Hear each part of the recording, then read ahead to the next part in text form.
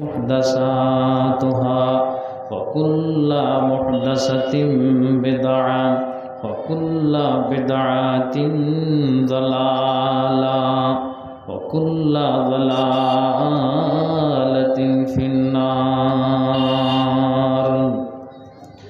أعوذ بالله من الشيطان الرجيم. بسم الله الرحمن الرحيم. وجوه يومئذ مسفرة ضاحكة مستبشرة ووجوه يومئذ عليها غبرة ترهقها قترة أولئك هم الكفرة الفجرة. وقال الله تبارك وتعالى: أقيم الصلاة طرف النهار وزلفا من الليل إن الحسنات يذهبن السيئات.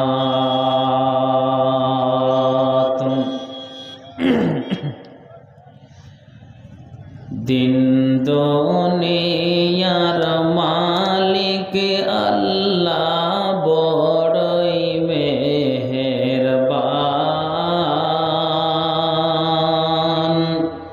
दिन दुनियार मालिक अल्लाह बड़ई मेहरबान। हेफाजत রাখিও আল্লাহ আমাদের ঈমান ইলাহি রহিম রহমান ইলাহি রহিম রহমান। দিন দুনিয়ার মালিক আল্লাহ বড়ই মেহেরবান। হেফাজত রাখিও আল্লাহ আমাদের ঈমান ইলাহি রহিম রহমান ইলাহি রহিম রহমান। কত দোষের দোষী মোরা নাই কোনো সীমা। কত দোষের দোষী মোরা নাই কোনো সীমা। নিজ গনেতে করে দিও মোদেরি ক্ষমা। তোমার নাই ক্ষমারি সীমা। তোমার নাই ক্ষমারি সীমা।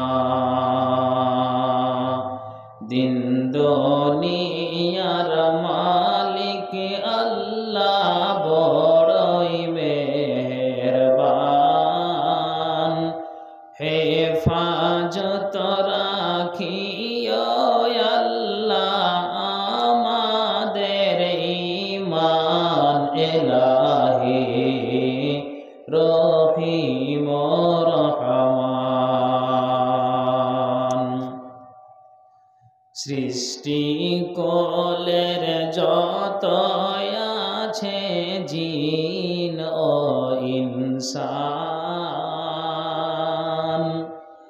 সৃষ্টি কোলের যত আছে জিন ও ইনসান।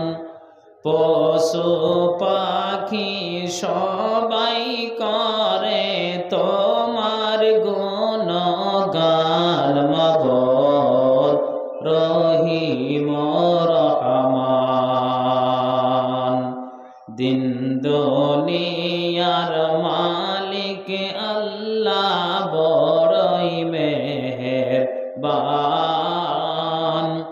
হেফাজত রাখিও আল্লাহ আমাদের ঈমান ইলাহি রহিম রহমান।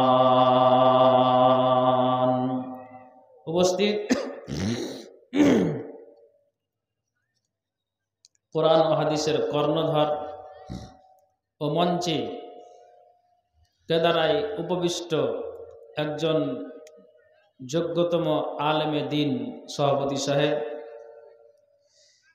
সর্বাগ্রে মহান স্রষ্টার কৃতজ্ঞতা জ্ঞাপন করি, যিনি আমাকে এবং আপনাদেরকে এই ইসলামী সভায় আসার আল্লাহ একটা সুবর্ণ সুযোগ করে দিয়েছেন। তাই একটি মাত্র বাক্যের দ্বারা দিয়ে আমরা আল্লাহর প্রশংসা করে থাকি। একটু আওয়াজ দিয়ে বলে উঠুন আলহামদুলিল্লাহ। তারপরে পরে যিনি ইসলামের পথ প্রদর্শক, ইসলাম হিতাকাঙ্ক্ষী, আকাঙ্ক্ষিত দিনের ভিখারি নবী মুহাম্মদুর রাসূলুল্লাহ পরম সাল্লাল্লাহু আলাইহি ওয়াসাল্লাম, শতকোটি দুরুদ ও সালাম বর্ষিত হোক। আল্লাহুম্মা সাল্লি আলাইহি আল্লাহুম্মা বারিক আলাইহি। আমি আপনাদের সম্মুখে আল্লাহর প্রতি হইতে দুই জায়গা থেকে এই মাত্রই ক্ষুদ্রতম দুইটি আয়াত পরিবেশন করলাম। আল্লাহ যেন বলা তথাপি আপনাদেরকে শ্রবণ করার উভয়কে আল্লাহ তৌফিক দিন। একবার উচ্চস্বরে পড়ুন আল্লাহুম্মা আমিন। বাবা ভাই, ভূমিকা লম্বা না করে কথাকে এদিক ওদিক না বাড়িয়ে সরাসরি বক্তব্যের দিকে এগিয়ে যায়। তা কি যা আমরা জানি, আমরা যোগ্য বিজ্ঞ আলেম ওলামাদের মুখ থেকে জামে মসজিদে, আপনার সেমিনারে, আপনার ঘন ঘন এলাকায় জালসাই হয়, সেই জালসা জুলুসে আমরা কোরআন এবং হাদিসের আলোচনা শুনে থাকি। কিন্তু আমরা শুনে যাই, শুনি এটা বটে, অহরহর শুনে যাই, কিন্তু বাস্তবে সেটাকে আমরা মেনে নিতে পারছি কি না। কিন্তু শুধু শুনলেই হয় না, সেটাকে আমাকে আপনাকে আমলে পরিণত করতে হবে। তো আমি যে বিষয়টা রাখতে যাচ্ছি আশা করি বুঝতে পেরেছেন। যেমন আপনাকে বুঝাই যে আপনাকে আল্লাহ ধন দিয়েছে, আল্লাহ আপনাকে মাল দিয়েছে, তো আপনার আল্লাহ অঢেল পরিমাণ মাল দিয়েছেন, তাহলে এবার জেনে নিতে হবে আপনার হজটা আপনার প্রতি ফরজ হয়ে গিয়েছে। জি হ্যাঁ, জাকাত আপনার প্রতি ফরজ হয়ে গিয়েছে। কিন্তু দরিদ্র মানুষের জন্য এ দুটো ছাড় আছে। কেন? ধন্যায় তো সে যাবে কি করে বাইতুল্লাহ, ধন্যায় তো সে বাৎসরিক হিসাব করে জাকাত বা কি করে বের করে দিতে পারবে। তো আমরা সকলেই জানি ইসলামের বুনিয়াদ 5টি। বন্ধুগণ, এবার আপনাকে আমি বুঝাতে চাইছি যে ধন দিয়েছে, আপনার বাড়িতে মিসকিন আসে, সেটাকে ঘুরিয়ে না দিয়ে যতটুক পারেন 2 টাকা 5 টাকা দিয়ে ধান চাল দিয়ে আপনি বিদায় করেন, আলহামদুলিল্লাহ, এটা একটা নেক কাজ হলো। জি হ্যাঁ, এতিমের মাথায় হাত বুলিয়ে দিলেন, এটা আপনি একটা নেকির কাজ করলেন। রাস্তায় পথে কোনো একটা আবর্জনা কাঁটাযুক্ত জিনিস পড়ে আছে, সেটাকে সরিয়ে দিলেন, এটা একটা নেক কাজ হলো। আপনাকে বুঝাতে চাইছি কোনটা, যে আপনি দান করেছেন নেকি পেলেন, সাদকা করেছেন নেকি পেলেন, আপনি পথের কাঁটা সরিয়ে দিয়েছেন নেকি পেলেন, এতিমের মাথায় হাত বুলিয়ে দিয়েছেন আপনি নেকি পেলেন। জি হ্যাঁ, আল্লাহ আপনাকে ধন দিয়েছে, বাৎসরিক হিসাব করে আপনি সেই জাকাতটা আদায় করে দিলেন, সব ঠিক আছে। আল্লাহ আপনাকে ধন দিয়েছে, আপনি বাইতুল্লাহ দেখে আসলেন। জি হ্যাঁ, তাহলে এই নেকিগুলো আপনি সঞ্চয় করেছেন, সঞ্চয় করছেন। বন্ধুগণ ও বাবা ভাই, এই কথাটা কিছুক্ষণের জন্য মাথায় রাখেন, তারপরে বুঝতে পারবেন। আল্লাহ তাআলা কোরআনে উল্লেখ করেছেন কিয়ামতের দিন, মহাপ্রলয়ের দিন। যেমন আপনাকে আমি একটা হাদিস দিয়ে বুঝাই, হাদিসটি বুরাইদা রাদিয়াল্লাহু তাআলা আনহু থেকে হাদিসটি বর্ণিত। নবীজি বলছেন, ওয়া আন আবি বুরাইদা রাদিয়াল্লাহু তাআলা আনহু ক্বাল ক্বালা রাসূলুল্লাহ সাল্লাল্লাহু আলাইহি ওয়াসাল্লাম। বুরাইদা থেকে হাদিসটি বর্ণিত। নবীজি বলছেন, আহলুল জান্নাতে ইসরুনা ওয়া মিয়াতু সাফা। কি হলো হাদিসটার তর্জমা? আল্লাহ তাআলার রাসূল হাদিস বলছেন, জান্নাতবাসীদের 100 কিয়ামতের দিন 20 কাতার হবে। আহলুল জান্নাতে ইসরুনা ওয়া মিয়াতু সাফা, কিয়ামতের দিন জান্নাতবাসীদের 120 কাতার হবে। আর রাসূল বলছেন, ওয়া সামানুনা মিনহা মিন হাজিহিল উম্মাত, তার মধ্যে 80 কাতার হবে এই উম্মাতে মুহাম্মাদীর। সুবহানাল্লাহ বলুন। 80 কাতার হবে এই উম্মাতে মুহাম্মাদীর।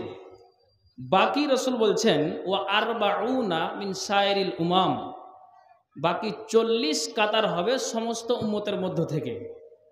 অন্য হাদিসে বলা হয়েছে যে এই উম্মতের জান্নাতবাসীর অর্ধেক হয়ে যাবে। সুবহানাল্লাহ বলুন। এবার আপনাকে বুঝাই, 80 কাতারের ভিতরে 120 কাতারের ভিতরে মনে করেন আপনার 80 কাতার এই উম্মতে মুহাম্মাদীর অথবা অর্ধেক জান্নাতবাসী, তাহলে এটা উম্মতে মুহাম্মাদীর জন্য এটা আনন্দের বিষয়, সুখের সংবাদ, এটা একটা খুশির খবর। তাহলে ওই কাতারের ভিতরে জান্নাতবাসীর ভিতরে আমি কি আছি, আপনি কি আছেন? যদি থেকে থাকি তাহলে এই আমলের উপরেই আপনি বুঝতে পারবো যে আমি সেই কাতারের মধ্যে আছি কিনা, 80 কাতারের মধ্যে আমি আছি কিনা, অর্ধেকের মধ্যে আমি আছি কিনা। কেন?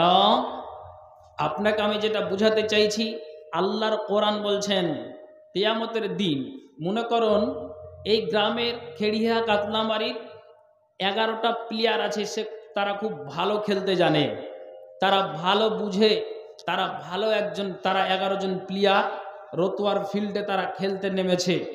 এরা একটা নামকরা প্লেয়ার, এরা ফাইনালে অংশগ্রহণ করেছে। অংশগ্রহণ করার পর তারা কিন্তু সেই দিন পরাজিত হয়েছে, তারা জয় হতে পারেনি। কিন্তু এটা আপনি স্বাভাবিক বুঝুন যে যারা জয় হয় তারা রাস্তায় চলবে, একটা মিছিল তুলে মুখ দিয়ে উচ্চারণ হয়, আওয়াজ দেয়, মানুষ বুঝতে পারে খেলে আসলো, ফাইনালে অংশগ্রহণ করেছে, সে জিতেছে ট্রফি। বন্ধু, যারা হেরে গিয়েছে, যারা পরাজয় হয়েছে, সেই দলটা বাড়ি প্রবেশ করবে চুপচাপ, মানুষ বুঝতে পারবে না, দেখলেই রাস্তাতে তাদের মুখটা মলিন হয়ে থাকে। জিজ্ঞেস করতে গেলেও কি ব্যাপার, আজকে রেজাল্ট ভালো করতে পারিনি, অনেক আমরা পয়েন্টের ব্যবধানে আমাদের আজকে পরাজয় ঘটেছে, সেদিন তাদের মুখটা মলিন থাকে। আল্লাহর কোরআন বলছেন কিয়ামতের দিন কতগুলিন চেহারা এই লাইটের মতো, তার চাইতো বিজলি বাতির মতো চকচক চকচক চকচক করে আপনার এই চেহারা জ্বলবে। আল্লাহর কোরআন বলছেন দাহিকাত মুস্তাবশিরা, সেই দিন তারা হাসি খুশিতে থাকবে, মৃদু হাসি, অট্ট হাসি, মুচকি হাসি, তারা যেন তাদের চেহারাতে বুঝতে পারা যাবে, এরা হাসি খুশিতে আছে, আনন্দে আছে, উল্লাসে আছে। বুঝে নিতে হবে যে তাদের কিয়ামতের দিন তারা সুসংবাদ পেয়ে গিয়েছে, জান্নাতের সার্টিফিকেট তারা পেয়ে গিয়েছে। আবার আল্লাহ বলছেন যে কতগুলি চেহারা কালো কুৎসিত হয়ে যাবে, দেখতে ইচ্ছা করবে না, ঘৃণিত ভাব জন্মে থাকবে কিয়ামতের দিন। আল্লাহর কোরআন বলছেন উলাইকা হুমুল কাফারাতুল ফাজারা, এরাই হলো কাফের, এরাই হলো বদকার, এরাই হলো নিকৃষ্ট ব্যক্তি, যাদের কাছে শরীয়ত আসার পরও এরা শরীয়তের বিধিবিধানকে মেনে দিতে পারেনি। এরাই বদকার, এরাই কাফের। একটা কথা মনে রাখুন, তাহলে আমি সেই অর্ধেকের মধ্যে আছি কিনা, 80 কাতারের মধ্যে আমি আছি কিনা, আপনার আমলের উপরে সেই দিন হিসাব হবে, আপনি অটোমেটিক বুঝতে পারবেন। আপনাকে যে একটা কথা বলে রেখেছি যে কিয়ামতের দিন আপনি দান করেছেন নেকি আছে, আপনি যাকাত দিয়েছেন নেকি আছে, এতিমের মাথায় হাত বুলিয়েছেন আপনার নেকি আছে, নেকিগুলোকে আপনি সেই জগিয়ে রাখতে পেরেছেন তো? জি। এবার শুনুন, আল্লাহর নবীজির হাদিস বলছেন, কি বলছেন? মান হাফাযা আলাইহা কানাত লাহু নূরাও ওয়া বুরহানাও ওয়া নাজাতা ইয়াউমাল কিয়ামাতে। কিয়ামতের দিন আল্লাহ রাসূল হাদিসে বলছেন, যারা সদা সর্বদা যারা নমাজের প্রতি অটল থাকে, যারা দিবারাত্রি যারা নমাজের প্রতি অটল থাকে, তার মানে হলো যে এই লোকটা জোহরের নামাজ পড়ে আসলো, তার ব্রেনে জাগে যে আমি কখন আসর আদায় করে আসব, তার ধ্যানে তার মগজে তার অন্তরে এটাই গায়, এটাই কল্পনা হয় যে আমি জোহর আসলাম কখন আসর যাব, আসর আসলাম আমি কখন মাগরিব যাব, মাগরিব আসলাম কখন এশা যাব, আমি এশা আসলাম কখন আমি ফজর যাব। তার মানে তার ৫ ওয়াক্তের নমাজের সব সময়কার জন্য আল্লাহ রাসূল হাদিসে বলছেন কালবুন মুআল্লাকুন ফিল মসজিদে, তাদের অন্তরটা রাসূল সাল্লাল্লাহু আলাইহি ওয়াসাল্লাম বলছেন শুনে রাখো, যাদের অন্তরটা মসজিদে লটকানো থাকবে, ঝুলানো থাকবে। তার মানে হলো যে আপনি জোহর আসলেন, আপনি আসর যাবেন, তো আপনার মগজে এই কথাটা হিলে কখন যাব মাগরিব, কখন যাব এশা, কখন যাব আমি ফজর। এই যে আপনার ব্রেনে সব সময় এই কথাগুলি জাগে। আল্লাহ রাসূল বলছেন কিয়ামতের দিন যারা এই নমাজের প্রতি এইভাবে আগ্রহী, যারা এইভাবে তারা ৫ ওয়াক্ত নমাজের প্রতি আগ্রহী থাকে, কিয়ামতের দিন আরশের নিচে ছায়া পাবে। এবার আপনাকে আমি বুঝাই, তো রাসূল যে হাদিসটা বললেন যে শুনে রাখো, যারা সদা সর্বদা নমাজের প্রতি অটল থাকে, এই নামাজ কিয়ামতের দিন আলো ছড়াবে, নাজাতের সার্টিফিকেট দিবে। এই কিয়ামতের দিন এই নামাজ নামে ইবাদতটা আপনাকে পরিত্রাণ দেবে। কেননা আপনি যে নামাজের প্রতি এতটাই আগ্রহী ছিলেন, তার কারণে কিয়ামতের দিন এই নামাজ নামের ইবাদতটা আপনাকে নাজাত দিবে। একবার বলুন সুবহানাল্লাহ। জি, মানে এতটাই আপনি আগ্রহী আছেন যে জোহর আসলেন, তারপর আসর, আসর আসলেন, তারপর মাগরিব, এই যে আপনার সব সময়কার জন্য টান, মসজিদের দিকে আপনার সব সময়কার জন্য দিলটা লেগেই আছে। জি হ্যাঁ, এই নামাজে কিয়ামতের দিন আলো ছড়াবে, নাজাতের অস্ত্র হবে।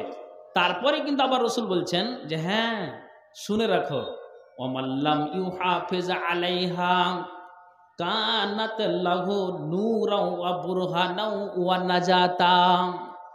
এমনও মুসাল্লি আছে, আপনাকে আপনার এই খেড়িহা কাতলামের কথা বলতে পারবো না, আমি আমার গ্রামের কথা আপনাকে শোনাই। ৫ ওয়াক্ত নামাজ আদায় করতে যাই, কিন্তু ওই মুসাল্লিদেরকে ৫ ওয়াক্তের নামাজে আপনার ৫ প্রকারের মুসাল্লি দেখতে পাওয়া যায়।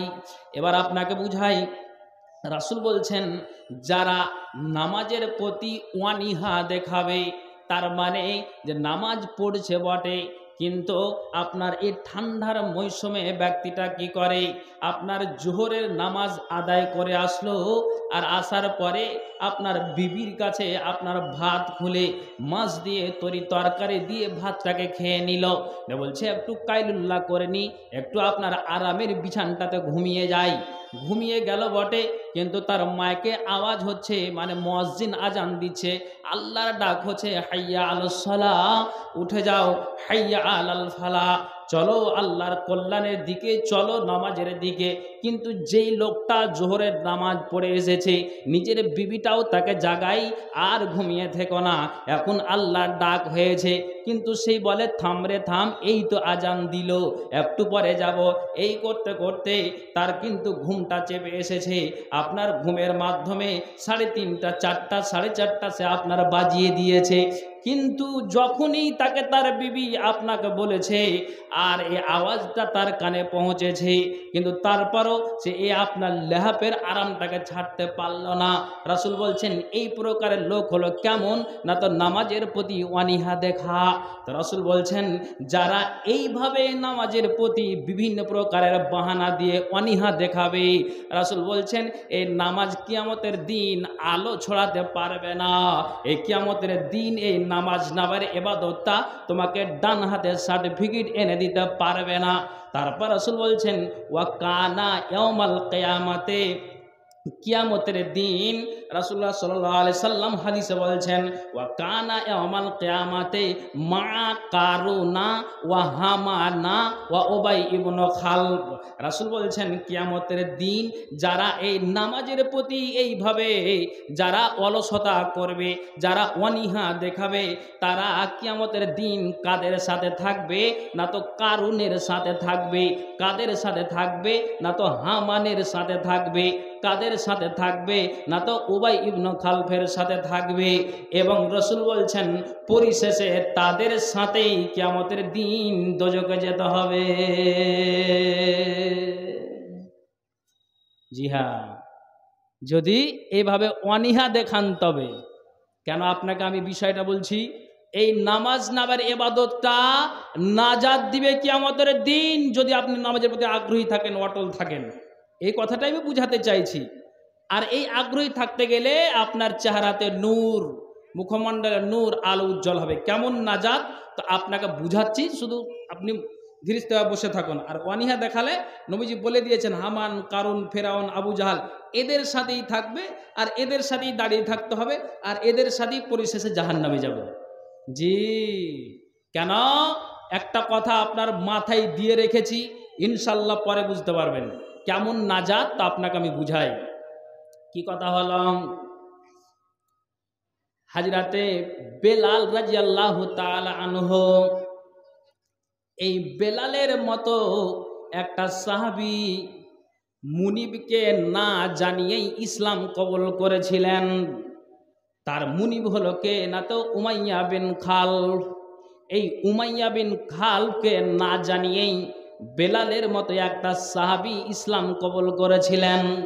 তো এই বেলালকে এতটাই নিপীড়ন, এতটাই তার প্রতি অত্যাচার, এতটাই তার প্রতি আপনার জুলুম করেছিল, একটা অপরাধ যে মুনিবকে না জানিয়েই ইসলাম কবুল করেছে। বন্ধু, এখন বুঝাতে চাই, এ খবরটা আবু বকর শুনতে পেলেন যে বেলালের মতো একটা সাহাবীকে উমাইয়া বিন খালফ এতটাই অত্যাচার করে। তখন এই আবু বকর উমাইয়া বিন খালফকে বলল যে এই গোলামটাকে ছেড়ে দাও। এই আবু বকর 40 উকিয়ার বিনিময়ে ওই বেলালকে তার কাছ থেকে খরিদ করেছিলেন। 40 উকিয়া চাঁদি বেলালকে খরিদ করেছিলেন। এখন আমি বুঝাতে চাই কোনটা বেলালকে খরিদ করা হলো, তো কথাটা বুঝবেন। আল্লাহ পাকের রাসূল মক্কা বিজয়ের পর হযরতে বেলালকে আজানের কাজে নিযুক্ত করেছিলেন।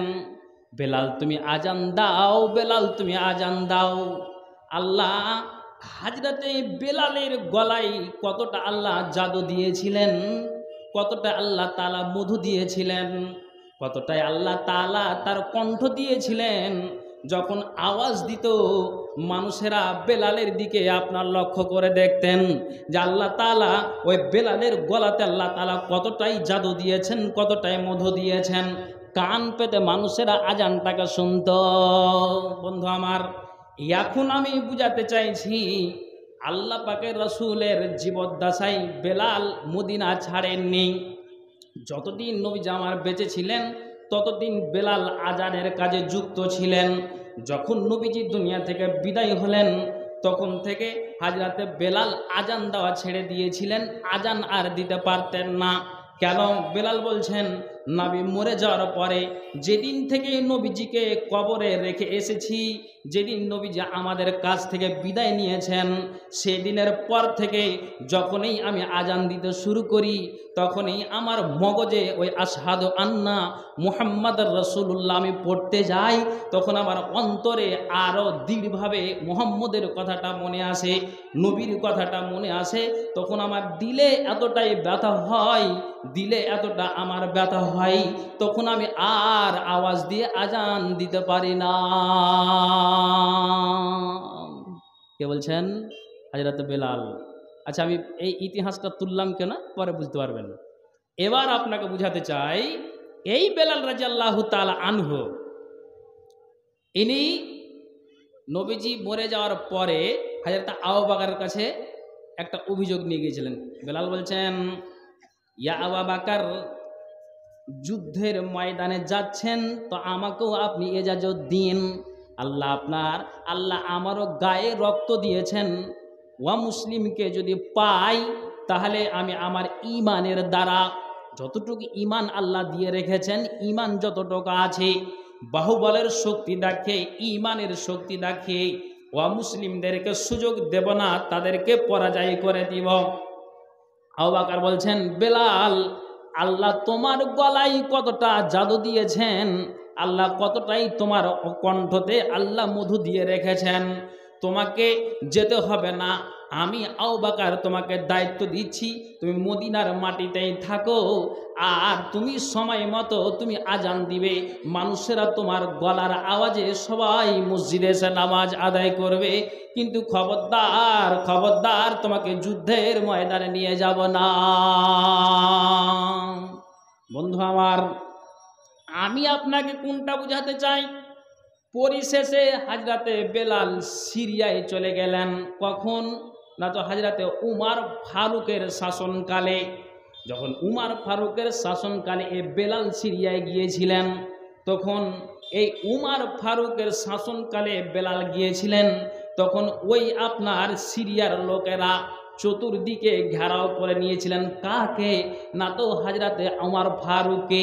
আর উমর ফারুককে অভিযোগ করলেন, দরখাস্ত জানালেন, এটা অভিযোগ নয়, দরখাস্ত জানালেন যে উমর ফারুক, আপনি একজন শাসন, আপনি একজন নেতা, তা আপনাকে একটা অনুরোধ করি যে নবীজির জীবদ্দশায় হযরতে বেলালকে নিযুক্ত করেছিলেন মুয়াজ্জিন। নবীজি মরে যাওয়ার পরে এ বেলাল আজান দেওয়া ছেড়ে দিয়েছিল, আজান দেওয়া ছেড়ে দিয়েছে। তো একটা আপনার কাছে অনুরোধ, লোকটা আমাদের কথা শুনে দেবে না, কিন্তু আপনি একজন নেতা, আপনি এই বেলালকে একবার আজান দিতে বলুন যে আল্লাহ তার কণ্ঠতে কতটা আল্লাহ জাদু দিয়ে রেখেছেন, তার আওয়াজটা শোনার জন্য আপনার সিরিয়ার মাটির লোকেরা এতটাই তারা আগ্রহী যে আমরা এইভাবে বেলালের আওয়াজটা আমরা শুনব। দুনিয়ার মানুষ আপনাকে বুঝাতে চাই যে এই হযরতে উমর ফারুক এবার বেলালকে বলছেন, বেলাল তুমি শোনো, মানুষেরা যখন সবাই তোমার দিকে লক্ষ্য করে, তুমি একবার তুমি উচ্চ কণ্ঠে সিরিয়ার মাটিতে তুমি আজান দাও। আচ্ছা, আমি ইতিহাসটা ধরেছি, বুঝতে পারবেন। বেলাল বলছেন, বড় মানুষ, আচ্ছা মনে করেন আপনাকে আমি বুঝাই, আপনাদের মাদ্রাসার এবং এলাকার, আমাদের এলাকার, আপনাদের গ্রামের, যে আমার বাপজান বসে আছেন, একজন যোগ্য বিজ্ঞ আলেম, উনি কোনো কথা যদি আদেশ করেন তাহলে এই কথাটাকে ফেলা যাবে না। যেহেতু আল্লাহ তাআলা যোগ্যতা সম্পূর্ণ আলেমের দিন আল্লাহ ওনাকে দিয়েছেন, তো যদি কথাটা উড্ডল করে দিই মনে বেজার হবে, দুঃখ হবে, কেমন কেমন লাগবে। আপনারাও সমাজের লোক বলবেন, কেমন লোক রে, তার ব্যবহার কেমন, তার আচার আচরণ কেমন, যে একটা বড় মানুষ, একটা ভালো মানুষ, একজন পরহেজগার আলেম বললো, কথাটাকে শুনে দিল না। তো উমর ফারুক এই কথাটা বলছেন, বেলাল বলছেন যে জনাব, আপনি যখন বলছেন তো আমি তো আজান দেওয়া ছেড়েই দিয়েছি, কিন্তু আপনার কথাটা আমি আর উড্ডল করতে পারলাম, তো আমি আজান দিচ্ছি। সিরিয়ার মাটিতে বেলাল আজান দিচ্ছে, আল্লাহু আকবার, আল্লাহু আকবার, আশহাদু আল্লা ইলাহা ইল্লাল্লাহ,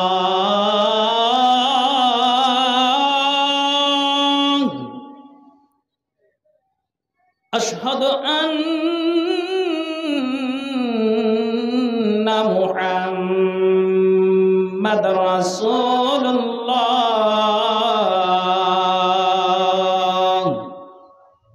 কেন আজানটা দিলাম? এই বেলালের মতো সাহাবীটা যখন আল্লাহু আকবার তিনি পাঠ করলেন দুইবার, আর আশহাদু আল্লা ইলাহা ইল্লাল্লাহ পাঠ করলেন দুইবার, এই তৃতীয়বারের বেলায় যখন আশহাদু আন্না মুহাম্মাদুর রাসূলুল্লাহ তিনি পড়েছেন, তিনি সম্পূর্ণই মুহাম্মাদুর রাসূলুল্লাহ পড়তে পারলেন না। সিরিয়ার মাটিতে অজ্ঞান হয়ে বেলাল পড়ে গেলেন। একবার বলেন সুবহানাল্লাহ। কেন অজ্ঞান হয়ে পড়লেন? বেলাল অজ্ঞান হয়ে সিরিয়ার মাটিতে পড়লেন যে আমি আর উচ্চারণ করতে পারছি না, এখনো অর্ধেকেরও বেশি আজানটা বাকি আছে, আমি আর আজান দিতে পারছি না। কবি বলেছেন, উঠো বেলাল মিনারাতে সময় বইয়া যায়, আজান দাও গো মধুর সুরে শুনবার মনে চাই। বেলাল বলেন, সবলো করি আজ সবলো করি কথা মতে, বেলাল উঠেন মিনারাতে। সবলো করি কথা মতে, বেলাল উঠেন মিনারাতে। মোহব্বত নাম জপার সাথে বেলাল পড়ে যায়, উঠো বেলাল মিনারাতে সময় বইয়া যায়, আজান দাও গো মধুর সুরে শুনবার মনে চাই। আমি আপনাকে বুঝাতে চাই, এই বেলাল আজান সম্পন্ন দিতে পারলেন না। সিরিয়ার মাটিতে বেলাল জমিনে পড়ে গেলেন, সিরিয়ার মাটিতে পড়ে গেলেন। আপনাকে এই ইতিহাসটা শোনালাম যে বেলালকে উমাইয়া বিন খালফ এতটাই অত্যাচার করেছিল, এতটাই নিপীড়ন চালিয়েছিল, এতটাই বেলালকে যারা নির্যাতন করেছিল, বুকে আপনার 2টা-3টা করে পাথর চাপিয়ে দিয়েছিল, তাকে ছুরি মারা হয়েছিল। যতক্ষণ পর্যন্ত লা ইলাহাকে ত্যাগ না করবি ততদিন পর্যন্ত, ততক্ষণ পর্যন্ত তোর বুকে আঘাত হানতেই থাকবো, ততক্ষণ পর্যন্ত তোর বুকে ছুরি মারতে থাকবো। ছেড়ে দে লা ইলাহা, মোহাম্মদকে ছেড়ে দে, আল্লাহর কোরআনকে ছেড়ে দে, নবীর কথাকে ছেড়ে দে। কিন্তু আল্লাহ তাআলা বেলালের বুকে কতটাই ইমানের ভোল্টেজ বৃদ্ধি করেছিলেন, কতটাই ইমানি জাজবা বাড়িয়ে দিয়েছিলেন। এইভাবে ওই উমাইয়ার মতো দুষ্ট তাকে এইভাবে তাকে অত্যাচার করে, আর তার মুখ দিয়ে উচ্চারণ হয় আহাদ আহাদ আহাদ, আল্লাহ এক, আল্লাহ এক, আল্লাহ এক, আল্লাহ এক। বেলালের মুখ দিয়ে দ্বিতীয় আর কোনো কথা বের হয়নি। একবার জোরে বলুন সুবহানাল্লাহ। বন্ধু আমার, কাজের কথাতে আসেন, এতটাই তার প্রতি আযাব, এতটাই তার প্রতি এতটাই যেন অন্যায় অত্যাচার। বেলালকে নবীজি বলছেন, বেলাল রে শুনো, তোমাকে একটা কথা বলতে চাই। নবীজি বলছেন, হাদ্দিসনি বিআমালিন আমালতুহু ফিল ইসলাম। বেলাল, মেরাজের রজনীতে আমি তোমাকে দেখলাম যে তুমি ইসলামের মধ্যে এমন তুমি কি কাজ করেছো, যে তোমার কাজটা এমন কি তুমি আমল করেছো, যে তোমাকে আমি দেখতে পেয়েছি যে জান্নাতে তুমি হাঁটছো, চলাফেরা করছো, তো তোমার চপ্পলের আওয়াজ, তোমার চটির আওয়াজ আমার কানে এসেছে, তুমি এমন কি আমল করেছো? তখন বেলাল বলছেন, ইয়া রাসূলুল্লাহ, কি আমল করেছি? এমন তো কোনো আমল নেই আল্লাহ পাকের রাসূল, তবে আমার একটা অভ্যাস আছে। বেলাল বলছেন, আমার একটা অভ্যাস আছে, অভ্যাসটা হলো এটাই, যখনই আমি জোহরের উজু করে নিই, উজু করার পরে আপনার 2 ঘন্টা 2.5 ঘন্টার পরে আসরের আজান হবে, তার আগে যদি আমার উজুটা ভঙ্গ হয়ে যায় তো আমি 5 ওয়াক্তের সালাতে উজু করি, এমনটা কথা নয় আল্লাহ পাকের রাসূল। আমি কি করি আর আমার আমলটা কোনটা তো আপনি বুঝতে পারবেন। জোহরের নামাজ পড়ে আসলাম, তো আমার যতক্ষণ উজু থাকলো, তারপরে আসরের আপনার 1 ঘন্টা আগে, আধা ঘন্টা আগে আমার উজুটা ভাঙতে গেলে আমি আসরের সময় আর অপেক্ষা করি না, আমি সঙ্গে সঙ্গে উজু ভাঙতে গেলে উজুটা আমি বানিয়ে নিই, আর উজু বানার পরে আর বসে থাকি না, মসজিদে গিয়ে আমি 2 রাকাত নামাজ আদায় করে দিই। একবার বলুন সুবহানাল্লাহ। নবী উত্তর দিলেন, বেলাল রে, এবার তুমি শোনো, তুমি যখনই তোমার উজু ভঙ্গ হয়ে যায়, যখনই তুমি উজু করে নাও, এটাই তোমার আমলের কারণ, আর এই কারণে তুমি জান্নাতে হাঁটছো, তো তোমার চটির আওয়াজ নবী মুহাম্মদ কানে শুনতে পেয়েছে। একবার বলুন সুবহানাল্লাহ। আমার সাথে একটা কথা বলুন, কথাটা কি? কথা হলো, তাহলে এই নামাজের বিনিময়ে এতটাই নিপীড়ন বেলালের প্রতি, যখনই উজু করে না, উজু ভঙ্গ হয়ে যায়, উজু করে নেয়, তারপরে 2 রাকাত সালাত আদায় করে নেয়। এবার আপনি আমার সাথে কথা বলুন, তাহলে এই বেলাল নামাজ পড়ে, জান্নাতে নবীজি তার চপ্পল আওয়াজ শুনতে পেয়েছেন, তাহলে এই নামাজের বিনিময়ে হযরতে বেলাল নাজাত পেল না? পেল না? হ্যাঁ না বলুন, কথা বুঝতে পারিনি? নাজাত পেল না? পেল না? পেল। আর বেলালের কতটাই নামাজের প্রতি আগ্রহী ছিল যে উজু ভাঙতে গেলেই আবার উজু, তারপরে 2 রাকাত সালাত, 5 ওয়াক্ত নামাজ তো আছেই বটে, তারপরে আবার নফল সুন্নাত তিনি আদায় করতেন। তাহলে কতটা আগ্রহী! আর এই আগ্রহী থাকতে গেলে এই বেলালের মতো অন্যান্য সাহাবীদের মতো যদি আগ্রহী আমার আপনার থাকে, তাহলে এটা আপনি মাথায় রাখুন, কিয়ামতের দিন এই নামাজ নামের ইবাদতটা আগ্রহী থাকতে গেলে নাজাত দিবে, যেমন বেলাল নাজাত পেয়েছেন। একবার জোরে বলুন সুবহানাল্লাহ, আওয়াজ দিয়ে বলুন সুবহানাল্লাহ, আলহামদুলিল্লাহ। জি, কেন? কেনর মানে হলো যে আপনাকে আমি বুঝাই। নবীজিকে একদিন মা এসা জিজ্ঞেস করেছেন, ইয়া রাসূলুল্লাহ হ্যাঁ, ইয়া হাবিবাল্লাহ হ্যাঁ, কোন একটা নবী এসেছেন, একটা নবী থানার জন্য, একটা নবী পাড়ার জন্য, কোন নবী এসেছেন জেলার জন্য, কোন নবী এসেছেন এলাকার জন্য। আল্লাহ পাকের রাসূল, তাহলে আপনি হলেন সারা বিশ্বের আপনি নেতা। নবী মুহাম্মদুর রাসূলুল্লাহ পড়ুন সাল্লাল্লাহু আলাইহি ওয়াসাল্লাম, আপনি হলেন আখেরি নবী, আপনি হলেন শেষ নবী। তাহলে আপনি এত বলেন উম্মাদকে কিয়ামতের দিন আপনি কেমন করে চিনতে পারবেন? আয়েশা বলছেন এভাবে যে আপনি কেমন করে কিয়ামতের দিন আপনার উম্মাদকে চিনতে পারবেন। এবার নবীজি বলছেন, আয়েশারে শোনো, মনে করো একটা চাটিয়াল ময়দানে হাজার হাজার ঘোড়াকে ছেড়ে দেওয়া হয়েছে, হাজার ঘোড়ার ভিতরে তোমারও ঘোড়াটা আছে, কিন্তু মানুষের তুমি মনে রাখো হাজার ঘোড়ার যেমন মাথা লাল, গায়ের রংটা লাল, যেমন পা লাল, যেমন লেজ লাল, গায়ের রংটা লাল, তেমনি আয়েশা তোমার ঘোড়াটারও আপনার গায়ের রংটা লাল, পা লাল, লেজ লাল, সমস্ত কিছু লাল। এ আয়েশা শুনে রাখো, যেমন অপরের ঘোড়াটার লেজ লাল, পা লাল, মাথা লাল, গায়ের রংটা লাল, তেমনি তোমার ঘোড়ারও আপনার লেজ লাল, গায়ের রংটা লাল। কিন্তু একটা তোমার ঘোড়ার স্মৃতি আছে, একটা তোমার ঘোড়ার গুণ আছে। গুণটা হলে এটাই, স্মৃতি হলে এটাই। কোনটা স্মৃতি? যে তোমার ঘোড়ার মাথাটা হলো সাদা। তা আয়েশারে 999টা ঘোড়া একরকম, আর তোমার ঘোড়াটা যদিও লাল কিন্তু তোমার ঘোড়ার মাথাটা সাদা। আয়েশা এবার তুমি বলো, এতটি পালের ভিতরে, হাজার ঘোড়ার ভিতরে তোমার ঘোড়াকে চিনতে কি অসুবিধা হবে? তখন আয়েশা বলছেন, ইয়া রাসূলুল্লাহ, না না না না, কোনো দিন চিনতে অসুবিধা হবে না, যেহেতু 999টা ঘোড়ার মাথা লাল, আর আমার ওই ঘোড়ার ভিতরে ওই আমার ঘোড়াটা যেটা, সেটা ঘোড়ার মাথাটা সাদা, আমার ঘোড়াকে চিনতে অসুবিধা হবে না। নবীজি বলছেন, আয়েশারে তুমি শোনো, কিয়ামতের দিন তুমি বললে তোমার উম্মাদকে তুমি কি করে চিনতে পারবে, তোমার উম্মাদকে তুমি কি করে জানতে পারবে? আল্লাহ পাকের রাসূল বলছেন, আয়েশারে আমার উম্মতের উজুর বিনিময়ে, আমার উম্মতের নামাজের বিনিময়ে তাদের হাত, তাদের পা, তাদের মুখমণ্ডল, তাদের চেহারা উজ্জ্বল হবে, তারা চকমক চকমক করে জ্বলবে। আমি নবী মুহাম্মদ চিনতে পারবো, এটাই হলো আমার খাঁটি উম্মাত। একবার জোরে বলুন সুবহানাল্লাহ। জি, এতগুলি উম্মতের মধ্যে কেমন করে চিনবেন?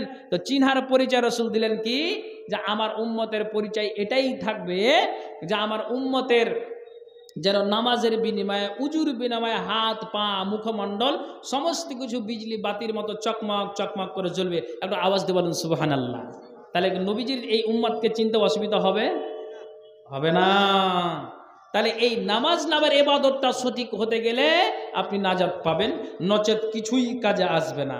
জি হ্যাঁ, আপনাকে বারবার বলছি, একটা কথা মাথায় দিয়ে রেখেছি। কেন? আপনি ভাবছেন নাজাত দিচ্ছে কি দিচ্ছে না নামাজ, আপনাকে আমি বলছি কি কথা। বড় বড় গুনাহ নিয়ে আমরা বসে আছি, পাপ নিয়ে বসে আছি, কিন্তু আমরা সেগুলোর দিকে গুরুত্ব দিচ্ছি না। জি হ্যাঁ, আসলেই গুরুত্ব দিচ্ছি না, কিন্তু আমাদের দ্বারা দিয়ে গুনাহ হয়, নেকি হয়, সেই দিকে আমাদের খেয়াল নাই। তো আপনাকে আমি বুঝাই কি কথা। দুনিয়ার মানুষ হাজার পাপ করে বাড়িতে বসে থাকি, কোনো খেয়াল রাখি না।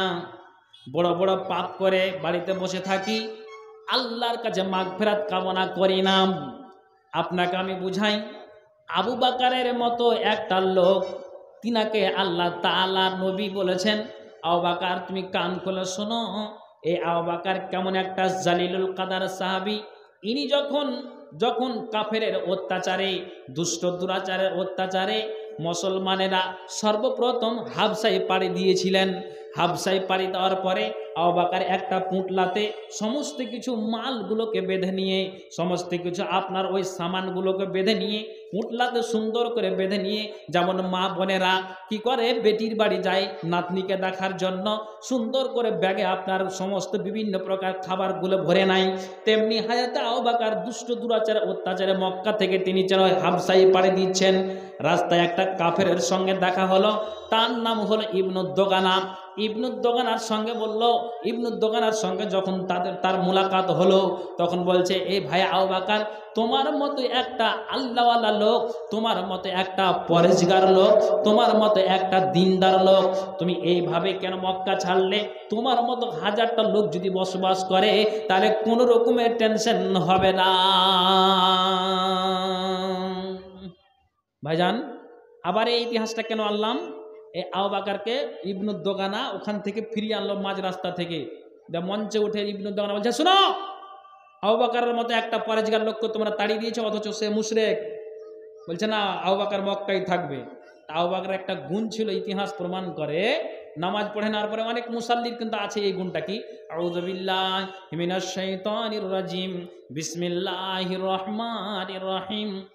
আবু বকর যখনই তিনি নামাজ আদায় করতেন, জোহর হলো আসর হলো, তখনই সঙ্গে সঙ্গে হয় মুখস্থ তিনি সূরা পাঠ করতেন, না হয় তিনি কোরআনটাকে মসজিদে খুলে এক রকু দুই রকু তিনি পাঠ করতেন। সুবহানাল্লাহ। ওই আবু বকর যখন এইভাবে পাঠ করে, মুশরিকরা আওয়াজ তুলল, ইবনুদ্দোগানাকে নিষেধ কর, এইভাবে কেন মক্কা নগরীতে কোরআন আওয়াজ দিয়ে পড়ে। যখন সে নামাজে দাঁড় হয়, উচ্চ কণ্ঠে কোরআনের সূরাগুলি পাঠ করে, আবু বকরকে বাধা দেওয়া হোক, ইবনুদ্দোগানাকে নালিশ করলো।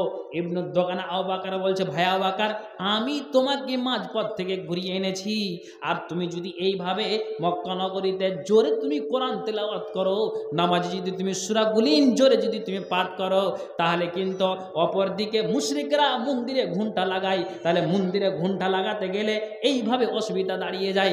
আবু বকর, তুমি কোরআন তেলাওয়াত করবে তো আস্তে তেলাওয়াত করবে, নামাজে সূরা পাঠ করবে তো তুমি আওয়াজ দিয়ে পাঠ করবে না। সঙ্গে সঙ্গে ইমানের ভোল্টেজ দেখান তো। আবু বকর বলছেন, ভাইজান, তুমি ফিরিয়ে এনেছো, তার মানে তোমার কথা মতো মক্কায় থাকতে হবে। আমি ওই আবু বকর নই, তোমার আমানত তুমি ফিরিয়ে নিয়ে নাও। আমি যেই জায়গাতে খুশি মনে আল্লাহকে রাজি করতে পারবো, যেই জায়গাতে শান্ত মিজাজে আমি কোরআন তেলাওয়াত করতে পারবো, যেই জায়গাতে আমার মাবুদকে আমি কাছে পাবো, আমি নামাজ পড়তে পারবো, সেই জায়গা আমি চলে যা আমার ভালো, কিন্তু তোমার কাছে তোমার কথা শুনে আমি ঈমান বিক্রি করতে পারি না। পৃথিবীর মানব তখন যেন সঙ্গে সঙ্গে আবু বকর এই কথা যেমনই বলেছেন, ইমানের ভোল্টেজটা দেখুন তো বন্ধু আমার। এই আবু বকরের মতো একটা সোজা লোক, আবু বকরের মতো একটা আল্লাহওয়ালা লোক, পরেশগার লোক, গভীর নিশিতে উঠে আবু বকর যেন আল্লাহর কাছে দুই নয়ন দিয়ে এক ফোঁটা দুই ফোঁটা করে আবু বকরের পানি পড়ে, আর আবু বকর যেন গাল ভিজে ভিজে দাড়ি ভিজে পানি পড়ে।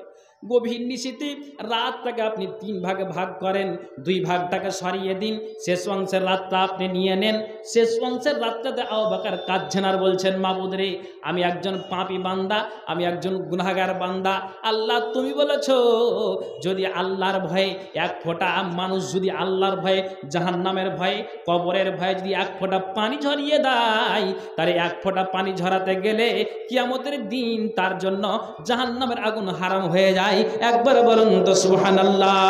পৃথিবীর মানব এই আবু বকর গভীর নিশীতে কাঁদছেন আর বলছেন, মাবুদ রে, তোমার কাছে অ্যাপ্লিকেশন, আমি একজন পাপী বান্দা, একজন তোমার গুনাহগার বান্দা, একজন তোমার আসামি বান্দা, মুজরিম বান্দা। আল্লাহ, তোমার কাছে আমার অ্যাপ্লিকেশন, তোমার কাছে আমার দরখাস্ত। আল্লাহ, তুমি এই আবু বকরের মতো একটা সোজা লোক আল্লাহ তুমি কেন মানুষ বানালে? কেন আল্লাহ তুমি এক মানুষ করে দুনিয়াতে পাঠালে? আল্লাহ, তুমি যদি আবু বকরের মতো একটা লোককে তুমি মানুষ না বানিয়ে তুমি যদি পশু বানাতে, তুমি আর কিছু বানিয়ে দিতে, তাহলে কিয়ামতের দিন পশু পাখির হিসাব হতো না, তাহলে আবু বকরের ঝামেলাটা চুকে দিত। তাহলে আবু বকরের মতো একটা মানুষকে কেন তুমি আল্লাহ মানুষ বানালে? বলেন সুবহানাল্লাহ। আচ্ছা, এরা হলো জান্নাতি লোক, তারপরে এইভাবে আল্লাহর কাছে আরাধনা করে, এইভাবে কান্নাকাটি করে। তাহলে এই মুসলমান খেড়িয়া কাতলাম এলাকার লোকেরা, তাহলে আমাকে আপনাকে কতটাই জোর দিতে হবে? আমি বুঝাতে চাইছি কোনটা, যে আবু বকরকে বলা হয়েছে, একটু আস্তে ভাই, একটু আস্তে বলুন, আবু বকরকে বলা হয়েছে জান্নাতি, অথচ আল্লাহর কাছে গভীর নিচে কাঁদছেন, বলছে আল্লাহ তুমি ক্ষমা করে দাও। এবার আপনাকে আমি বুঝাতে চাইছি কোনটা, আমি তো গুনার বোঝা মাথায় নিয়ে আছি, তবু আমি ধার ধারছি না, আমি জানের পারোয়া করছি না, গায়ে বল আছে, এখনো 2-3 জন আসলে তাকে আমি পারোয়াই করি না। পাহাড় পরিমাণ গুনাহ নিয়ে আপনি এই কথা বলেন, তা আপনাকে বুঝাচ্ছি এই আবু বকর থেকে আপনাকে জ্ঞান নিতে হবে। নামাজ নামের ইবাদতটা আপনাকে নাজাত দিচ্ছে কি দিচ্ছে না, দিবে কি দেবে না, এই জন্য আমার বিষয়টা কি কথা। দুনিয়ার মানুষ আব্দুল্লাহ ইবনে মাসউদ থেকে হাদিসটি বর্ণিত, কোন একজন ব্যক্তি কালা জাআ রাজুলুন ইলা নবী সাল্লাল্লাহু আলাইহি সাল্লাম, নবীজির কাছে কোন একজন ব্যক্তি কোন এক দিবসে আসলেন, আসার পরে বলছেন ইয়া রাসূলুল্লাহ ইন্নী আলাজতু ইমরাতান আকসাল মাদিনাতে, মদিনার বাইরে কোন একজন নারীকে আমি দেখেছি, আর ওই নারীটাকে যখন আমি দেখেছি, ওই নারীটাকে দেখে আমার মনটা নারীটা আগে আগে যায়, আর আমি সেই হতভাগা লোকটা পিছনে পিছনে যাই, আর আমি ওই পিছনে পিছনে যেতে যেতে নারীটার আমি আগা ঘেরে নিয়েছি, নারীটাকে আমি নয়ন দিয়ে দেখলাম, তখন তার চেহারা দেখে আমার মনটা আর থামলো না, আমার আর হৃদয় আর থামলো না, মেয়েটাকে জড়িয়ে ধরলাম, জড়িয়ে ধরে রাসূলের হাদিস বলছেন ইয়া রাসূলুল্লাহ তার গালে আমি একটা চুমা মেরে দিলাম, আমি তার গালে একটা বুসা মেরে দিয়েছি, আমি তাকে চুমো দিয়েছি, বুসা দিয়েছি। ইয়া রাসূলুল্লাহ তাহলে আল্লাহ রসুল গো, কোরআনে আছে, নবীজির হাদিসে বলা হয়েছে একমাত্র নিজের বিবি ছাড়া পৃথিবীর কোনো নারী হালাল হতে পারে না, যেহেতু আপনি যাকে আপনি বাড়িওয়ালি করে আনবেন সেটা আপনার জন্য আনলিমিটেড, কিন্তু ইয়া রাসূলুল্লাহ মেয়েটাকে আমি কি করেছি, শরীয়তের দৃষ্টিতে আমি দোষী হয়ে গিয়েছি, আমি মেয়েটাকে অন্যায়ভাবে চুমন দিয়েছি ইয়া রাসূলুল্লাহ, তা আপনি আমাকে শরীয়ত অনুযায়ী আমাকে আপনি সে সাইজটা করে দিন, কোনো আমাকে একটা আপনি সাজা দিন। ইতিহাস প্রমাণ করে ওই জায়গাতে হযরতে উমর ফারুক রাদিয়াল্লাহু তাআলা আনহু উপস্থিত ছিলেন, আল্লাহ পাকের রাসূল উপস্থিত ছিলেন, আর ওই মুহূর্তেই লোকটা এসে অভিযোগ করছে ইয়া রাসূলুল্লাহ অপরাধ করে ফেলেছি। হযরত উমর বলছেন ফাকালা লাহু উমারু সাতারাকাল্লাহু লাউ সাতারতা আলা নাফসিক, তুমি যেই পাপটা করেছো, যে পাপটা স্বয়ং আল্লাহ তাআলা গোপন রেখেছে, আর তুমি এই পাপটা নবীর দরবারে এসে তুমি প্রকাশ করেছো, এটা তোমার উচিত হলো না, কেননা বড় তুমি পাপ করেছো, জেনা করেছো, চুরি করেছো, ডাকাতি করেছো, ছিনতাই করেছো, তুমি এই পাপগুলোকে গোপন রাখো, আর গভীর নিশিতে উঠে তুমি আল্লাহকে ডাকো, আল্লাহ তোমার পাপকে মোচন করে দিবে। হযরত ওমর বলছেন তোমার মতো একটা লোকের এই সামান্য কথাটা নবীর সামনে বলাটা উচিত হয়নি। কিন্তু আল্লাহ পাকের রাসূলও উত্তর দিলেন না, ওখান থেকে রসুল চলে গেলেন। কেনর মানে হলো এই, নবীজি আমার দিকে খেয়াল আছে তো, আপনাদের খেয়াল আছে আমার দিকে, আমি ফালতু কথা বলি না, খেয়াল আছে তো? হ্যাঁ, তো লাইন কেটে দেবো, তাড়াতাড়ি ছেড়ে দেবো, পালিয়ে যাবো, বাড়ির কাছে আছে। হ্যাঁ, বলছি কোনটা কথা, যে বুঝার চেষ্টা করুন, রং রস করে লাভ নেই। হ্যাঁ, কি এ লোকটা একটাই পাপ করেছে, তো তার পাপ বলে কতটাই সরল, জাহান্নাম বলে কতটাই ভয়, কবর বলে কতটা ভয়, আল্লাহ রসুল কাছে আসছেন। দেখেন নামাজ আপনাকে নাজাত দিচ্ছে কি দিচ্ছে না, আমি এই জন্য আবার এই হাদিসটা নিয়ে আসলাম। তখন উমর যখন এই কথা বললেন, রাসূল কোনো উত্তর দিলেন না, তো ফান্তালাক, হাদিসের ভাষায় ওই লোকটা ওখান থেকে উঠে বাড়ির দিকে রওনা দিলেন, আর নবীজিও নিজের আপনার জন্য গন্তব্যস্থলে চলে গেলেন। কিছুক্ষণ পর লোকটা ওই জায়গা থেকে ফিরে আসলেন, আর আসার পরে আল্লাহ পাকের রাসূল কিছুক্ষণ পরে আবার সেই জায়গাতে আসলেন, আর আসার পরে উমারকে বলছেন উমার, যেই লোকটা কিছুক্ষণ আগে আমার কাছে ফতোয়া নেওয়ার জন্য এসেছিল, তার মানে ওই গুনাহটার জন্য একটা মেয়েকে মদিনার বাইরে বুসা দিয়েছে, চুমা দিয়েছে, এই কথাটাকে জানার জন্য এসেছে, তো লোকটা কই? আর তোমার বলছেন ইয়া রাসূলুল্লাহ আপনার কাছ থেকে কোনো উত্তর না পাওয়ায় লোকটা এখান থেকে বাড়ির দিকে রওনা দিয়ে দিয়েছেন। নবীজি বলছেন ফাবাসাহুন নবী সাল্লাল্লাহু আলাইহি ওয়াসাল্লাম ফারাজুলান দাআহু, আল্লাহ পাকের রাসূল ওই ব্যক্তিকে কোন লোক দ্বারা ডেকে পাঠালেন, আর ডেকে পাঠার পরে আল্লাহ রাসূল সাল্লাল্লাহু আলাইহি ওয়াসাল্লাম বলছেন এই লোক তুমি কিছুক্ষণ আগে আমার কাছ থেকে ঘুরে গিয়েছো, আমি কেন তোমাকে কথাটার উত্তর দিইনি? আল্লাহর কোরআন বলছেন ওয়ামা ইয়ানতাকু আনিল হাওয়া ইন হুয়া ইল্লা ওয়াহিয়ুহা, আল্লাহ তাআলার নবী এই জন্য কোনো কথা বলেননি। আল্লাহর কোরআন বলেছেন, আল্লাহ রব্বুল আলামিনের কোরআন জানিয়ে দিয়েছেন, নবী যা বলেন তিনি আল্লাহর পক্ষ থেকেই বলেন। যতক্ষণ পর্যন্ত আল্লাহ তিনাকে না বলাবেন ততক্ষণ পর্যন্ত নবী কোনোদিন মুখ খুলবেন না।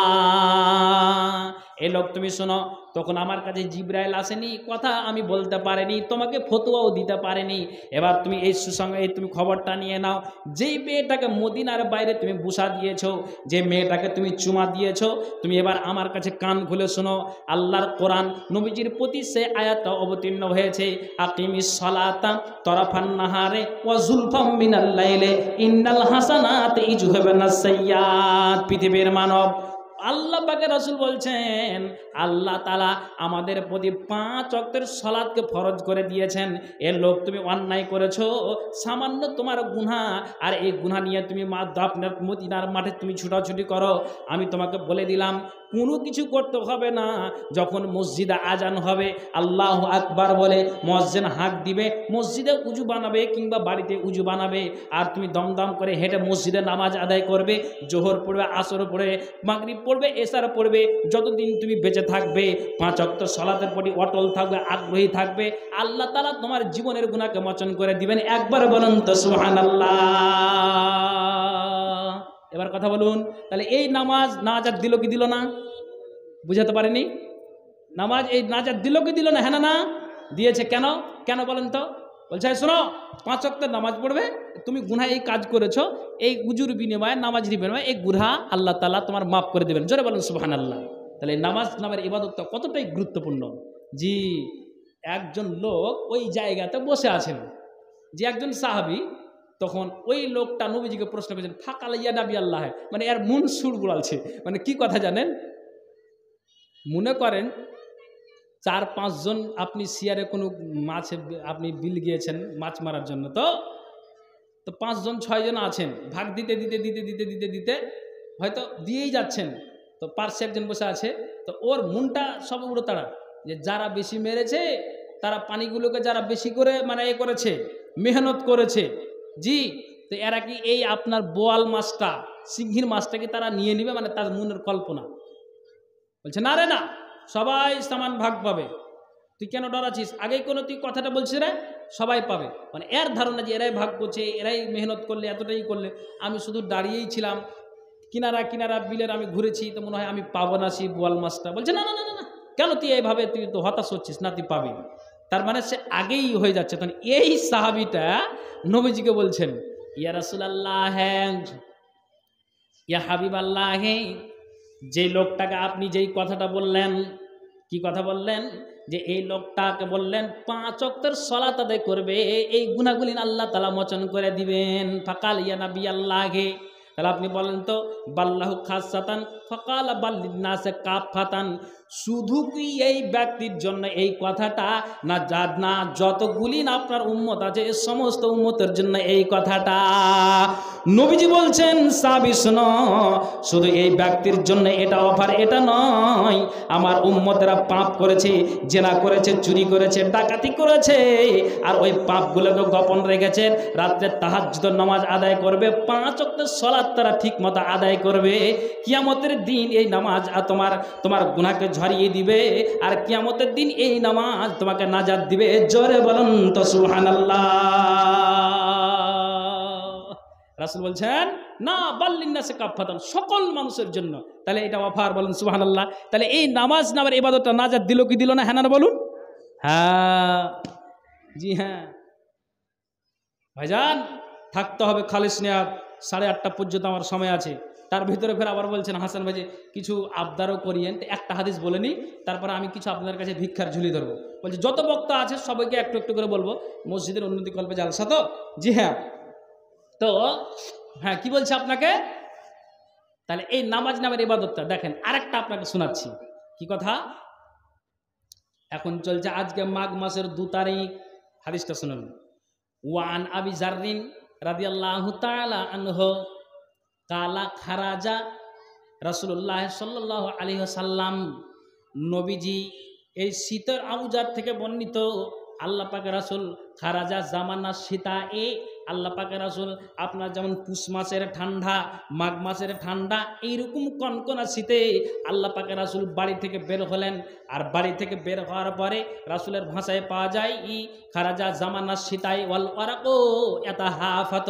নবীজি বাড়ি থেকে বের হওয়ার পরে পরে দেখছেন যে আপনার যে 4টা 5টা গাছগুলি আছে, যে কোনো গাছ হোক না কেন, ওই গাছের পাতাগুলি শীতের ভরে রিম রিম রিম রিম করে আপনার সে শীত পড়ে। আপনার যেন বাতাস হয়, আপনার বায়ু বহে, আপনার সে যেন পূর্বাল বাতাস বহে, পশ্চিম বাতাস বহে। ওই বাতাসের আপনার বিনিময়ে আল্লাহ পাকের রাসূল বলছেন শীতের মৌসুমে আমি অতি ভোরে যখন বাড়ি থেকে বের হলাম, একটা একটা করে পাতা যেন ওই পাতাগুলি কি হয়, গাছ থেকে একটা একটা করে পাতা যেন ঝরে পড়ে যায়, ঝরে পড়ে যায়। নবীজি বলছেন ওই আমি বাড়ি থেকে বের হওয়ার পরে একটা করে পাতা ঝরে পড়ে, তো আল্লাহ পাক রাসূল বলছেন কি করলাম, আখা যাবে গুসনিম মিন সাজারাতিন, আমি আল্লাহ পাক রাসূল কোন একটা গাছের ডালকে আমি ধরলাম, আর ওই গাছের ডালটাকে ধরে আমি আল্লাহ পাক রাসূল কি করলাম, ওই ডালটাকে ধরে যেমন বাচ্চা ছেলেরা আপনার রশিটাকে বেঁধে অনেকগুলি ভাইগুলোকে দেখতে পাওয়া যায়, ছোট ছেলেগুলোকে দেখতে পাওয়া যায়, মা বোনেরা আপনার ভাইয়েরা আব্বারা কি করে বাচ্চা ছেলেকে ঝুল্লু দিয়ে দেয়, তারপরে রশিটা আপনার আটকে দেয়, টাঙিয়ে দেয়, তারপরে ছেলেরা কিন্তু আপনার দোলনায় দুলে। তেমনি আল্লাহ পাক রাসূল কি বলেছেন, বাচ্চা ছেলের মতো আখা যাবে গুসনিম মিন সাজারাতিন, আল্লাহ পাক রাসূল ওই গাছের ডালটাকে নবীজি আমার খুব জুত করে ধরলেন, আর জুত করে ওই ডালটাকে ধরে নবীজি যতটা শক্তি তিনি এতটাই জোরে তিনি ঝাঁকুনি মেরেছেন, ওই ডালে যতগুলি পাতা ছিল সব পাতা ডাল থেকে ঝরে পড়ে গেল। একবার বলুন তো সুবহানাল্লাহ। আচ্ছা, নবীজি মেহনত করে এই পাতাটা ঝরালেন কেন? তখন পাতা ঝরাই বলেন ফাখাজা গুসলিম মিন সাজারাতিন কালা ফাজালা জালিকাল ওয়ারাকু ইয়াতাহাফাত, ওই পাতা যতগুলি আপনার ওই ডালে পাতা ছিল তো ওই পাতা সব ঝরে পড়ে গেল। আর ঝরে পড়ে যাওয়ার পরে তখন আল্লাহ পাক রাসূল বলছেন ফাকালা ইয়া বাজার, এ বাজার শুনো শুনো শুনো শুনো। তখন আবাজার বলছেন লাব্বাইক ইয়া রাসূলুল্লাহ, বলছে শোনো এদিকে এসো, লাব্বাইক ইয়া রাসূলুল্লাহ, বলছে এদিকে এসো। নবীজি বলছেন আবাজার, বাড়ি থেকে বের হলাম, ওই যে আপনার ওই গাছ থেকে ডাল থেকে পাতাগুলি একটা একটা করে ঝরে পড়ে, আবাজার আমি কি করলাম, এই যে এই ডালটা ধরে যা আমি ঝাঁকুনি মেরেছি, মজবুত করে 2 হাত ধরে যা আমি ডালটাতে ঝাঁকুনি মেরেছি, শক্তি লাগিয়েছি, ওই ডালের যত পাতা ছিল সব পাতা জমিনে পড়ে গেল। আবাজার শোনো, ইন্নাল আবদাল মুসলিমা ইউসাল্লি সালাওয়াতিল খামস, শুনে রাখো যদি আমার উম্মতেরা আল্লাহর বান্দারা দিনে রাতে 5 ওয়াক্তের নামাজকে সঠিক করে আদায় করে, টাইমলি টাইম যদি আদায় করে, জোহর হলো আসর যাবে, আসর হলো মাগরিব যাবে, মাগরিব যাবে এশার যাবে, ফজর যাবে, এত ঠান্ডার মৌসুমে নিজের বিবিটাকে ছেড়ে দিয়ে লেহাপের আরামটাকে ছেড়ে দিয়ে যখনই মুয়াজ্জিন আসসালাতু খায়রুম মিনান নাওম, উঠে যাও, ঘুমের চাইতে নামাজ উত্তম, আর ঘুমিয়ে থাকতে হবে না, এখন মসজিদে ডাক হয়েছে, আল্লাহর ডাকে সাড়া দাও। পৃথিবীর মানব নবীজি বলছেন এ আবাজার কান খুলে শোনো, এ ডাল জোরে ঝাঁকুনি মেরেছি, পাতা ঝরে পড়ে গেল, আমার উম্মতেরা যদি যতদিন বাঁচবে সঠিকভাবে নামাজের প্রতি যদি আগ্রহী থাকে আর 5 ওয়াক্ত সালাত যদি এইভাবে পড়ে, তাহলে রাসূল বলছেন শুনে রাখো এ পাতার যেমন ডাল থেকে যেমন পাতা একটাও রইল না, তেমনি আমার উম্মতেরা মাথা থেকে নিয়ে যদি পা পর্যন্ত গুনাহ করে থাকে, তাহলে ওই 5 ওয়াক্ত নামাজ পড়বে আর তার গুনাহগুলি ডালের পাতার মতন ঝরে পড়ে যাবে। একবার বলুন তো সুবহানাল্লাহ।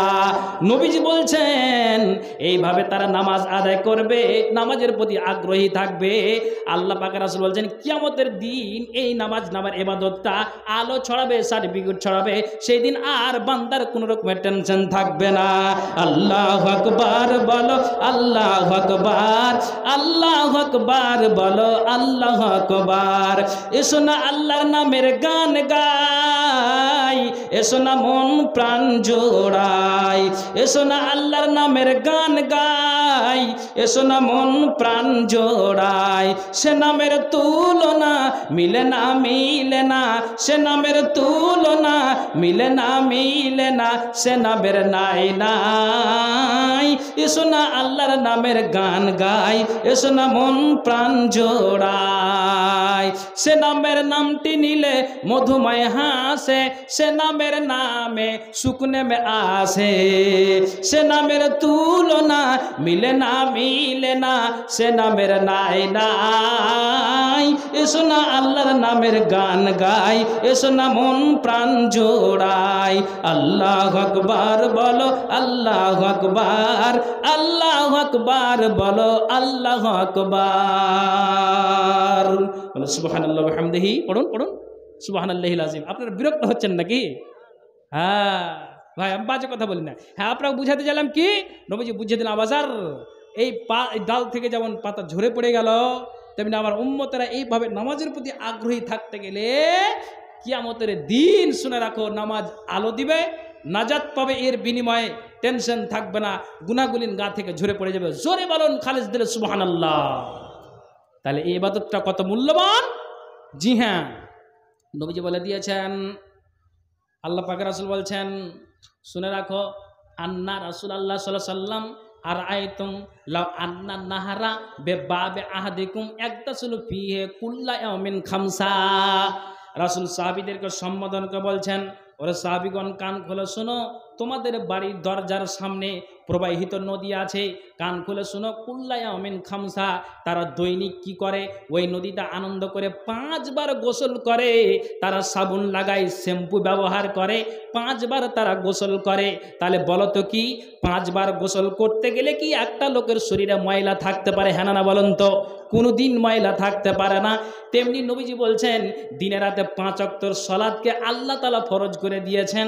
যদি এই নামাজ নামের ইবাদতটাকে জড়িয়ে ধরে, রাসূল বলছেন কান খুলে শোনো, বিহিন্নাল খাতায়া ইয়ামহুল্লাহু বিহিন্নাল খাতায়া, যেমন ওই নদীতে 5 বার গোসল করতে গেলে তোমার গা থেকে ময়লা ঝরে পড়ে যায়, তেমনি 5 ওয়াক্তের সালাত আদায় করবে, তোমার গা থেকে গুনাহ ঝরে পড়ে যায়। একবার বলুন তো সুবহানাল্লাহ। তাহলে কত গুরুত্বপূর্ণ ইবাদত। আপনাকে একটা কথা দিয়ে রেখেছি মাথায়, কি কথা বলেন তো? এতিমের মাথায় হাত বুলিয়েছেন, নেকি আপনার আছে। আপনি ভিক্ষা দিয়েছেন, নেকি আপনার আছে।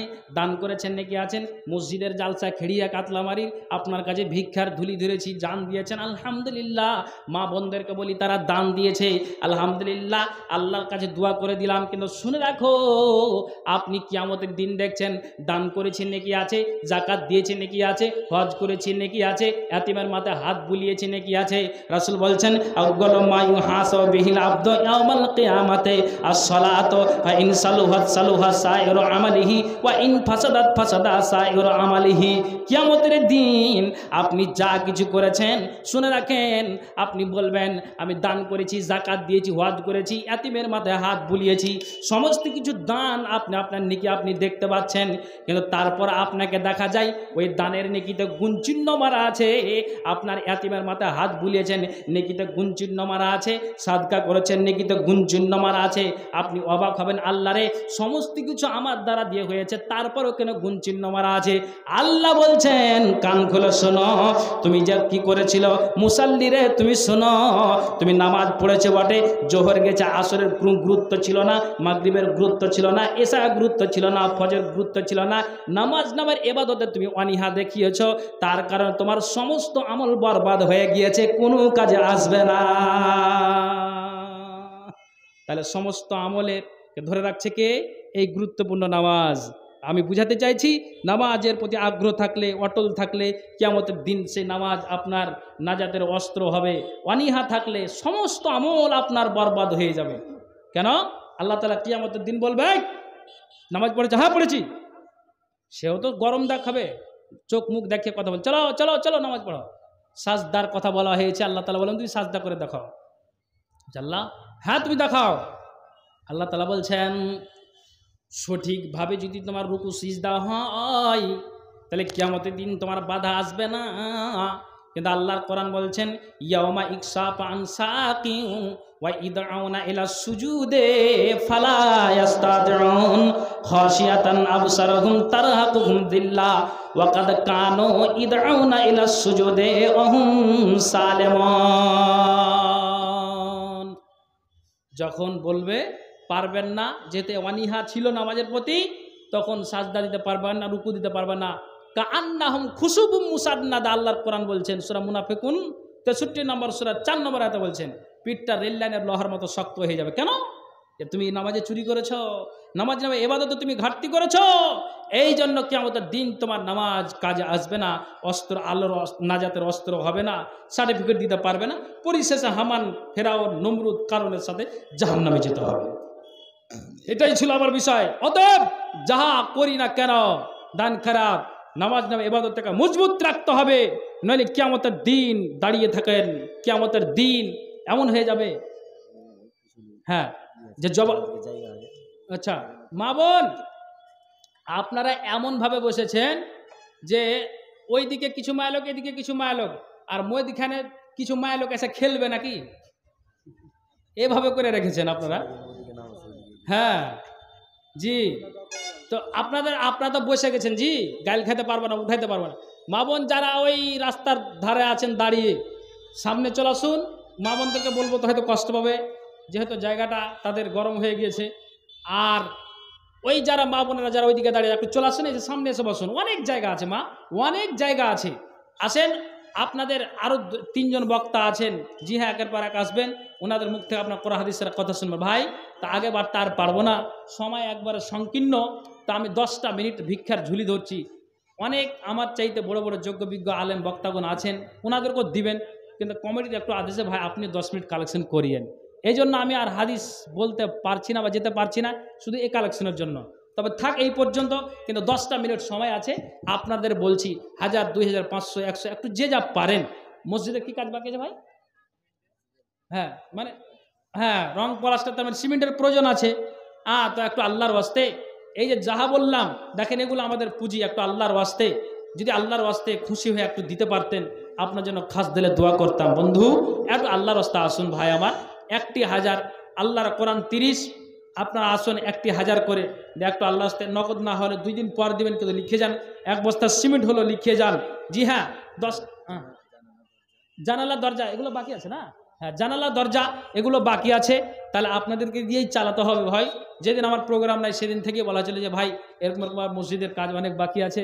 আলহামদুলিল্লাহ, মাশাআল্লাহ, এটা আমার মাদ্রাসার, আমি যে মাসায় শিক্ষকতা করি পড়াশোনায়, উনি হচ্ছেন আমাদের হেড মুদারেস। জি হ্যাঁ, সুম্মা আমিন বিরহমাতিকা ইয়া রাহমার রাহিমিন। জি, সময় মতো বক্তা চলে আসবে। 1 বস্তা আল্লাহর রাস্তে কোনো আল্লাহর বান্দা যদি সিমেন্ট দিয়ে মসজিদকে সহযোগিতা করতেন, জি আল্লাহর কোরআন বলছেন, আরে মসজিদ কারা বাড়াবে, কারা আবাদ করবে? আল্লাহর কোরআন বলছেন, মান আমানা বিল্লাহি ওয়াল ইয়াউমিল আখিরি ওয়া আকামাস সালাতা ওয়া আতাজ যাকাতা ওয়া লাম ইয়াখশা ইল্লাল্লাহ ফাআসা উলাইকা আইয়াকুনু মিনাল মুহতাদিন। পৃথিবীর মানব, এই গুণটা যার ভিতরে থাকবে, এই গুণটি যার ভিতরে থাকবে, মান আমানা বিল্লাহ ওয়াল ইয়াউমিল আখির ওয়া আকামাস সালাহ ওয়া আতাজ যাকাত ওয়া লাম ইয়াখশা ইল্লাল্লাহ, এই গুণটি যার ভিতরে থাকবে তারাই মসজিদ আবাদ করবে, তারাই মসজিদ নির্মাণ করবে। জি হ্যাঁ, একজন ভাই আবার আল্লাহ, একজন ছোট্ট বোন আল্লাহ 100 টাকা দান, তার মনে কথা আল্লাহ নাকি যেন পান, মিটাও আল্লাহ তুমি মনের আরমান, যতদিন বেঁচে রবে ধরার বুকেতে, বাঁচায় রাখিয়ে খোদা সহি সালামতে, আইন তারে করিয়াছে অন্ধকার গড়ে, তোরা ইয়া নিয়ে প্রভু নিজে কৃপা করে, মা ইনা দ্রন্ত ছেলে কোথায় যে ছিলি, 2 হাত বেঁধে আজ কোথায় যে ললি, আমি হীন গুনাহগার দুয়া দিব কত, আল্লাহ তুমি নেকি দিও তোমার মনের মতো, আমিন আমিন। আসুন আল্লাহর রাস্তা আসুন। ওগো দাদা দয়ার সাগর, দয়া করো আমাদেরে, আবদ্ধ হইয়াছি আমরা কুরিপুর জালে, তুমি ছাড়া নাই কোনো নালিশের জায়গা, অপরাধী গণকে তুমি দাও তোমার ছায়া, রুখে রাখো আমাদেরকে পাপ পথ হতে, পাপ মুছে টেনে নাও সোজা ঠিক পথে, বেওয়াফাই কাজ আমরা বহুত করেছি, বহু পাপ করে আমরা জীবন কেটেছি, সেই জন্য শত্রু আমাদের না জানিও হাই, ক্ষমা যদি নাহি করো যাইব কোথায়, পাপ করি পাপে থাকি পাপেতে ডুবেছি, তবু তোমার রহমতের ভরসায় আছি, তামাম দুনিয়ার পানি তামাম দুনিয়ার পানি কালি বানাইলে তবুও না পারিব তোমার তারিফ লিখিতে। হাজার মুখ যদি থাকিত আমার, হাজার মুখেতে তারিফ করিতাম তোমার। কোরআনে শুনেছি তুমি গাফুর ও গাফার, সামনে মত মদে রেখেছ তাইয়ার। জানি নাকি অবস্থা হয় মতে মদের, প্রার্থনা তোমারই তরে অতি আসানের। নবীজির কালমা পড়ে ওহে রহমান, আমাদের ভিতর হইতে বাহির করিও যান। মুনকার নাকির দুই ফারিস্তা কবরে আসিবে, কেমনে জবাব আল্লাহ দিব যে তাদের। সেই ফারিস্তার হাত হইতে বাঁচাইয়া লয়, মুর্শিদ রূপ ধরে আমার কবরে থাকিও। আদম নবীকে আল্লাহ পাপেতে ডুবাইয়া আবার তুমি ক্ষমা করেছ দুনিয়াতে ফেলিয়া। সেই আদমের সন্তান মোরা, ক্ষমা কর মদরে।